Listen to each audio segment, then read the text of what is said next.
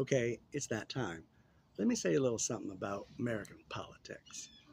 Uh, whew, we got a pickle here, y'all. That's the biggest thing you can say about American politics. It's a pickle, and it's a big problem.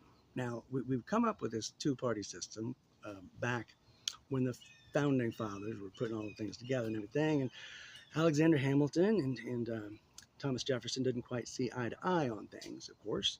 And as much as they were doing, writing things out and doing all the work that was involved in organizing this new country, to make decisions, it got rather complicated with so many people in so limited ways. And so they just decided pretty much got these two factions, one against the other. And although George Washington and John Adams and a lot of the other guys said, whoa, this is a bad idea, they said, let's go for it. So first there was the Federalists, and then there was a Democratic Republicans. They're like that. And then eventually, over the years, uh, they kind of changed a little bit, and the Democrats formed, and the Whig Party was there for a while, and then about six or so, maybe like about a decade or so, within a decade, after the Democratic Party was formed, the Republican Party was formed, largely to stand against slavery, from what I understand. And 9 years after that party was formed, and we had our two official parties, the Civil War broke out, and it never stopped. I mean, we laid down arms in some respects, but we are still under constant civil war because we have this horrifically immature system where we are constantly in conflict on every little idea. There's one side and there's the other side, and that's all we can ever see.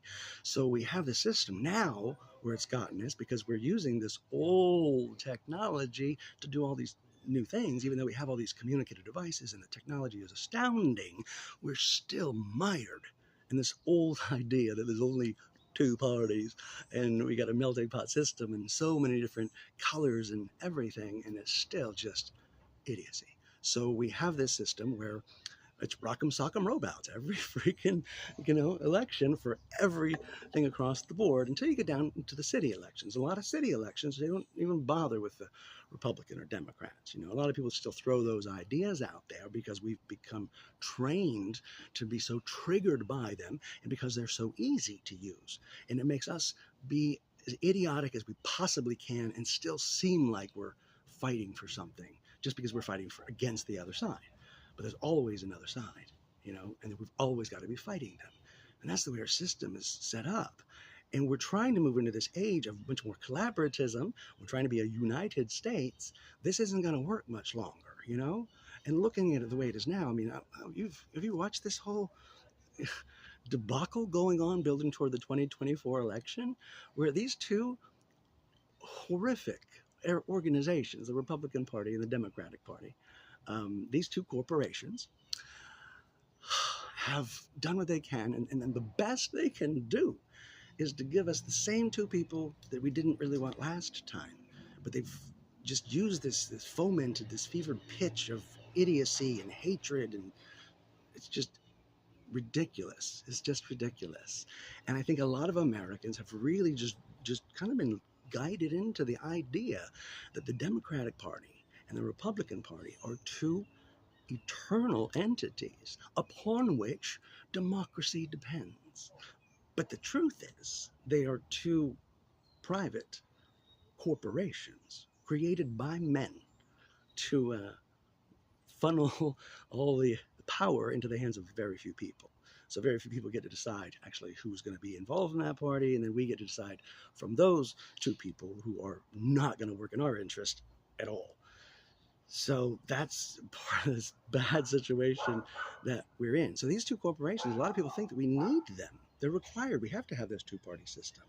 But actually, we can count to more than two. And there's a lot of people who say, let's get a third party, and a third party would fix everything.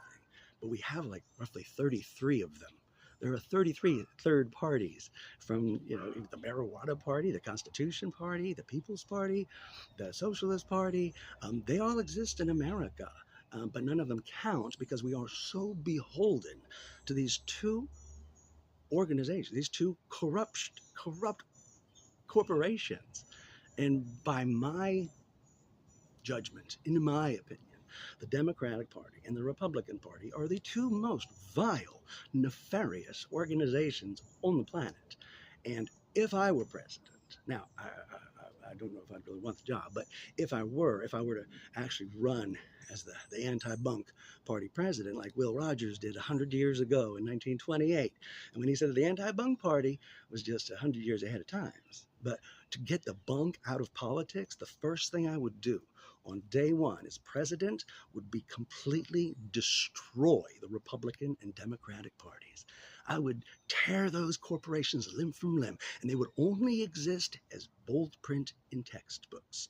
And no American would be be allowed or able to lean on these things and use these corrupt, vile organizations to just continue to cultivate the idiocy and the conflict that they cultivate right now, because that's all they do. All they do is cultivate conflict and idiocy.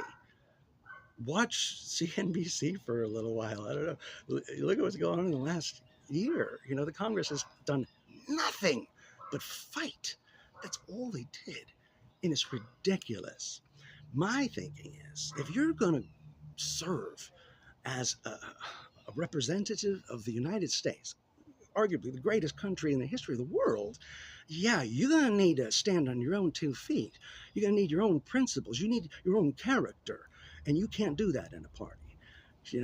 These parties don't allow for that stuff. They just say, yes, you can be as weak and pathetic and ignorant as you want. Just pick a team and go to war. And it's stupid. So if I were president, that's what I would do. I'd get rid of those 2 corporations. I would say no more parties. Get to work. Sorry. Party's over. Party is over. We can't afford this party anymore. Get to work. And if you can't, for all those, I know, because a lot of politicians will say that it's just so much easier to collaborate or to get public consent or whatever. Not public consent, but consent among all the other representatives. It's just easier with the parties. And I get that it's easier, but that does not make it better, okay? Because it's easier is the problem. What we need is something a little more challenging, a little harder, a little more difficult that we're going to have to work through a little bit more, obviously. But this easy thing is pathetic. So for all the politicians who say it would just be too hard to do politics without parties, then I would say, well, then fine, go home. You're still going to get paid.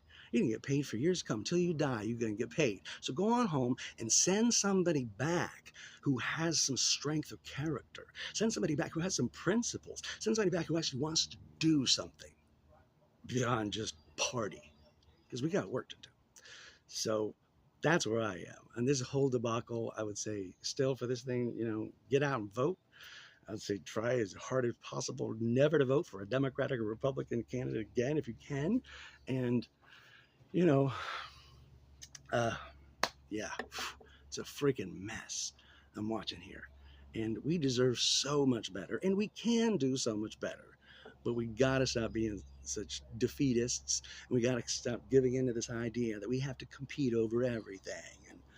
And whichever president we have, he's Hitler. No. Wake up, America. If you are proud of the American political system right now, the only reason is because your head is so far up your patriotic ass that you can't realize how much trouble we're in.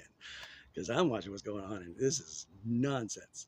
So open your mind to it. I know that you could be one of those Americans who can't even imagine the idea that the Republican Party and the Democratic Party aren't required ingredients for a healthy democracy, but they're just corporations. So just put it in your idea that maybe it could be possible to get rid of them. Just think about the possibilities. It's all we can do. Just think about the possibilities. Because before you watch this video, you didn't think it was even possible to ever even imagine not having the Democratic and Republican parties. But imagine it now. Imagine if we didn't have those 2 corrupt organizations writing the rules for our political system. Imagine how much we can do if we weren't enslaved by them. Wow. Let's do it, America. Get these bastards out of there. See ya.